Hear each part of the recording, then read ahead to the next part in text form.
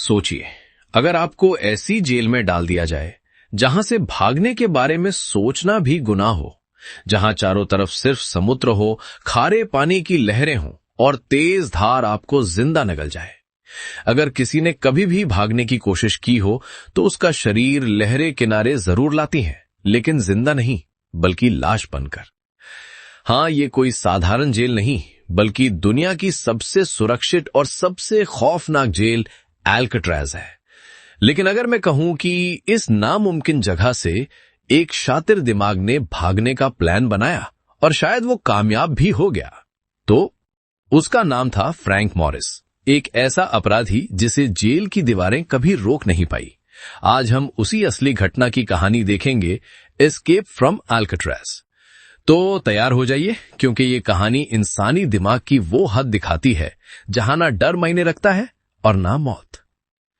धीरे धीरे समुद्र की लहरों के शोर के बीच एक नाव एल्काट्राज की ओर बढ़ रही है। उस नाव में हथकड़ियों से बंधा है फ्रैंक मॉरिस, एक चालाक बैंक लुटेरा। उसकी आईक्यू इतनी तेज कि कई बार जेलें तोड़कर भाग चुका है, लेकिन इस बार वो भी थोड़ा घबराया हुआ है, क्योंकि ये जेल भागने वालों का कब्रिस्तान मानी जाती है। एल्काट्राज पहुंचते ही उसकी पूरी बॉडी चेक होती है, उसे जेल की यूनिफॉर्म दी जाती है और एक ठंडी निर्दयी आवाज कानों में गूंजती है, वेलकम टू एल्काट्राज।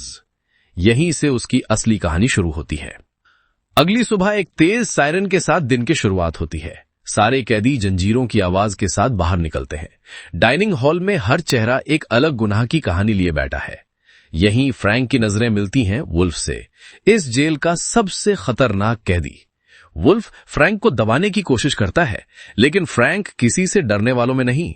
कुछ ही समय में वो वुल्फ से भिड़ जाता है और उसे दिखा देता है कि वो किसी का शिकार बनने नहीं आया। समय बीतते हुए फ्रैंक कुछ नए कैदियों से मिलता है।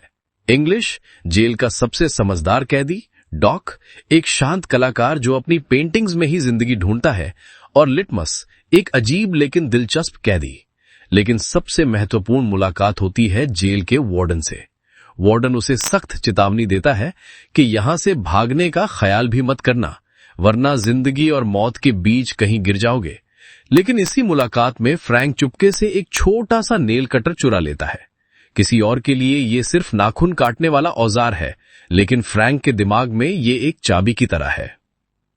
एक दिन वुल्फ फ्रैंक से बदला लेने की कोशिश करता है। झगड़ा बढ़ जाता है और गार्ड दोनों को सख्त सजा देते हुए डी ब्लॉक में भेज देते हैं, वो जगह जहां अंधेरा, तन्हाई और दर्द ही साथी होते हैं।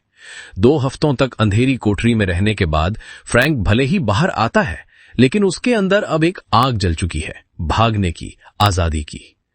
एक दिन डॉग पेंटिंग कर रहा होता है, तभी वार्डन उसकी बनाई हुई कला को फाड़कर उसकी आत्मा को चोट पहुंचाता है। डॉग टूट जाता है और अपनी 3 उंगलियां खुद काट लेता है। ये फ्रैंक के लिए एक संदेश था कि ये जेल आदमी को जिंदा नहीं रहने देती, या तो टूट जाओ या निकल जाओ। फ्रैंक ने दूसरा रास्ता चुना, भागना। फ्रैंक की पुरानी पहचान वाले 2 भाई, जॉन और क्लैरेंस, एल्काट्राज में पहले से मौजूद थे। फ्रैंक उनसे मिलता है और जल्द ही उनकी टीम बन जाती है। चार्ली नाम का एक और कैदी शामिल होता है। अब उनके पास 4 दिमाग थे और एक ही सपना, आजादी। फ्रैंक अपने प्लान को बताता है। सेल की दीवारों में मौजूद वेंट को खोदकर रास्ता बनाएंगे, हेयर कटिंग सेक्शन से असली बाल चुराकर डमी सिर बनाएंगे ताकि सोते हुए दिखें, और रेनकोट चुराकर एक फूलने वाली नाव तैयार करेंगे। सुनने में पागलपन लगता है, लेकिन ये जीनियस पागलपन था। रात के अंधेरे में फ्रैंक नील कटर और चम्मच मिलाकर एक छोटा हथौड़ा कुदाली बना लेता है। इंग्लिश पहरा देता है, बाकी ध्यान भटकाते हैं। धीरे धीरे दीवार टूटने लगती है और एक दिन वेंट खुल जाता है। अब पहला चरण पूरा हो चुका था। अब बारी थी सबसे महत्वपूर्ण चीज की, नकली सिर। उन्होंने बाल, साबुन और गोंद मिलाकर इंसानी सिर जैसे डमी बनाए, इतने असली कि गार्ड को नजरों से देखते ही लगे कि कैदी बेड पर सो रहे हैं। और फिर वो रात आती है, 11 जून 1962। सब कुछ प्लान के मुताबिक चलता है। गार्ड अपनी गश्त में व्यस्त, जेल शांत। कैदी अपने बिस्तर पर नकली सिर रख देते हैं और वेंट के रास्ते छत तक पहुंचते हैं। नीचे समुद्र में मौत का नाच जारी है, हवाएं तेज, रौद्र। लेकिन आज उनका डर उनके सपने से छोटा है। वो सीवर पाइप से नीचे उतरते हैं, रेनकोट नाव में हवा भरते हैं और बिना आवाज के अंधेरे समंदर में कूद जाते हैं। सुबह जब गार्ड्स चेक करते हैं, उन्हें बिस्तरों पर नकली सर दिखते हैं और जेल में हड़कंप मच जाता है। पूरा आइलैंड लॉकडाउन कर दिया जाता है।